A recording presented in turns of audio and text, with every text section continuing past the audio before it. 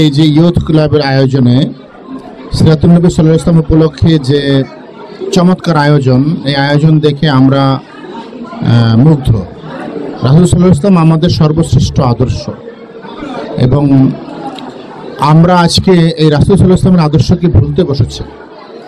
আমরা তাকে বাদ রেখেছি বলে আমাদের জীবন থেকে আমাদের জীবনে এত অধপতন।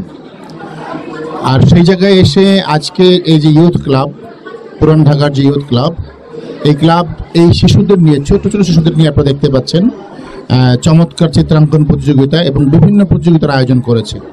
এবং আমরা দেখতে পাচ্ছি স্বতঃস্ফূর্তভাবে শিশুরা এখানে অংশগ্রহণ করেছে। আমরা তাদের সাথে কথা বলেছি, আমরা রাসূল সাল্লাল্লাহু আলাইহি ওয়াসাল্লামের সিরাত নিয়ে তাদের সাথে পারস্পরিক কথা বলেছি। আমরা এখানে তাদের কবিতা শুনছি, চিত্রাঙ্কন দেখছি। অত্যন্ত চমৎকার আয়োজন, আমাদের কাছে ভীষণ ভালো লাগছে এবং আমি তো মনে করছি এই ধরনের আয়োজন ইয়ুথ ক্লাবের ভবিষ্যতে আরও আয়োজিত হবে এবং আমি স্বতঃস্ফূর্তভাবে সঙ্গে থাকবো ইনশাআল্লাহ।